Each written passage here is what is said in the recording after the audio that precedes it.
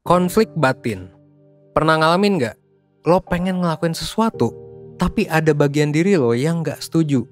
Atau lo percaya pada suatu hal, tapi nggak sepenuhnya yakin juga gitu. Kalau lo mengalami konflik batin, pada akhirnya sebetulnya penanganannya adalah ya dengan dihadapi konflik batinnya. Karena beda dengan konflik sama orang lain atau konflik dengan eksternal, konflik batin itu adalah konflik dengan diri sendiri. Dan manusia ya pada akhirnya memang sulit atau nggak bisa bahkan untuk menghindari diri kita sendiri. Ada banyak orang yang gue tahu ya, itu nggak mau atau belum bisa berurusan dengan perasaan yang menyakitkan dalam dirinya. Atau berurusan dengan konflik batin yang dia alami gitu. Dan perasaan itu bisa jadi ya malah tertekan ke dalam diri kita sampai seolah-olah kita nggak ngerasainnya.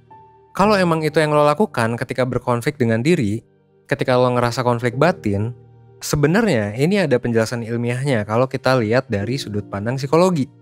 Kalau lo penasaran penjelasannya kayak gimana, lo tonton video ini sampai selesai dan jangan lupa untuk like video ini dan subscribe ke channel 1% supaya lo bisa langsung dapet konten-konten lainnya yang lebih menarik juga dari 1%. Nah, konflik batin itu jadinya apa? Konflik batin terjadi ketika lo punya keyakinan, keinginan, atau perasaan psikologis yang saling berlawanan. Hal ini bisa terjadi di berbagai pengalaman kehidupan, termasuk di dalamnya misalnya kayak dalam hubungan, dalam pekerjaan, dalam agama, moral, ideologi, dan lain sebagainya. Lo bisa ngerasa tertekan, gak aman, dan ngerasa gak berdaya ketika mengalami konflik batin. Dan ada juga nih salah satu bahayanya yaitu tekanan ini bisa ngebuat lo menghindari diri lo sendiri bahkan untuk menghadapi konflik gitu. Dan memilih untuk menekan perasaan lo, atau kalau bahasa kerennya perasaannya tuh direpresi.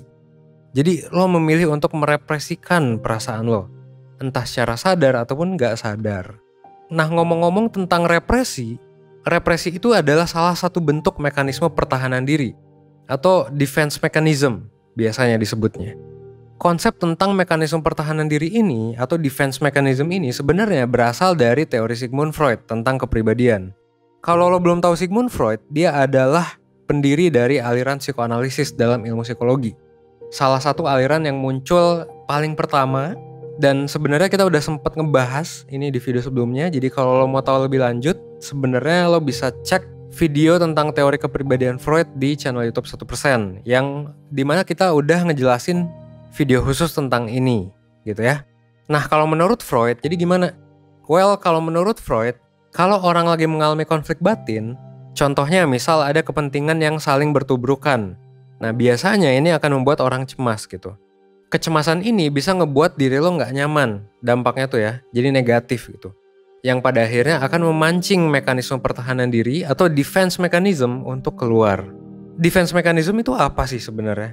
Well, defense mechanism adalah respons bawah sadar yang melindungi orang dari hal-hal yang tidak ingin mereka pikirkan atau tidak ingin mereka hadapi atau kesulitan lah untuk dihadapi gitu.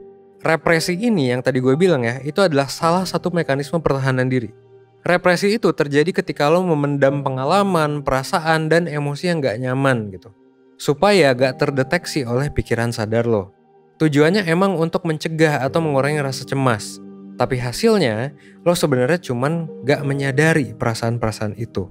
Nah, hal yang penting untuk diperhatiin adalah bahwa represi itu adalah tindakan yang gak disadari. Memang lo tuh gak berkehendak untuk memendam kecemasan yang lo alami. Tapi pikiran lo itu tetap melakukannya secara otomatis. Contohnya gimana? Contohnya gini. Misal ada orang yang lagi cemas tentang suatu hal. Tapi dia gak bisa ngatasin masalah itu sekarang. Ngatasin kecemasannya gitu. Jadi si orang itu tanpa sadar akhirnya memendam gitu, merepres pikiran cemas itu entah untuk dihadapi di lain waktu atau dengan harapan pikiran itu mungkin akan hilang gitu. Ya ini intinya mekanisme alam bawah sadar ya. Ini adalah defense mechanism yang otomatis. Tapi pikiran yang dipendam itu sebenarnya nggak hilang gitu. Itu hanya direpresikan saja, disembunyikan sampai sebenarnya si orang itu tuh lupa akan pemikiran itu. Nah menarik kan? Terus pertanyaannya adalah kenapa sih orang bisa ngelakuin represi kayak gini gitu? Kenapa defense mechanism ini bisa terjadi? Dan kenapa ini mungkin bisa dibilang cenderung negatif gitu kalau kita ngelakuinnya? Seperti defense mechanism lainnya, represi itu ngebuat seseorang jadi nggak sadar akan adanya pikiran yang mengganggu atau mengancam. Dalam represi, otak kita akan menghalangi ingatan atau pikiran yang menyakitkan, yang negatif gitu, tanpa sepengetahuan kita. Sebagai strategi perlindungan diri, supaya kita apa? Supaya kita nggak cemas gitu.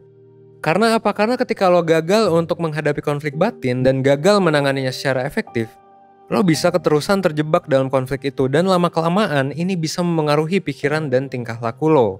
Gitu. Misalnya, ada orang yang mungkin pernah berada dalam hubungan yang toksik gitu. Lalu dia merepresikan ingatannya tentang hubungan itu. Bahwa ya hubungan itu sebenarnya mungkin gak pernah ada buat dia atau gak pernah toksik gitu buat dia.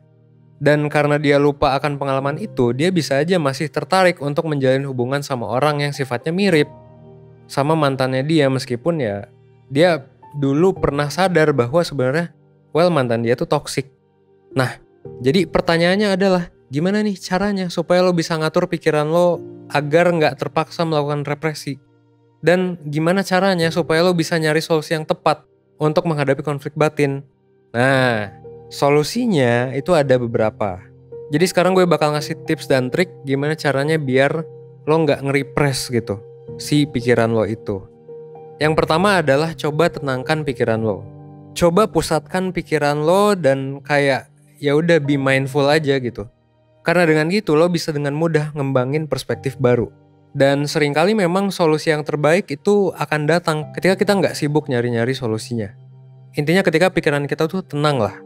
Nah, untuk menenangkan pikiran, lo bisa coba beberapa cara. Tapi salah satu yang gue rekomendasiin adalah meditasi atau mindfulness. Ini adalah sebuah praktek yang ngedorong lo untuk memfokuskan pikiran lo ke suatu hal gitu. Dan kayak menerima pikiran-pikiran negatif, menerima pikiran apapun yang lo rasain. Supaya apa? Supaya lo bisa mengatasi emosinya dan mengatasi pikiran negatifnya gitu. Diatasi dan nantinya bisa hilang dengan sendirinya. Nah, kalau pengalaman gue sebagai mentor di 1%, biasanya tuh gue suka ngasih worksheet yang bisa ngebantuin orang supaya mereka bisa menerapkan strategi untuk melakukan meditasi dan mindfulness gitu. Dan kebetulan memang kalau di 1% sendiri ada 2 worksheet yang cocok untuk ini, yaitu mindfulness training, ini untuk latihan mindfulness ya, dan meditation exercise.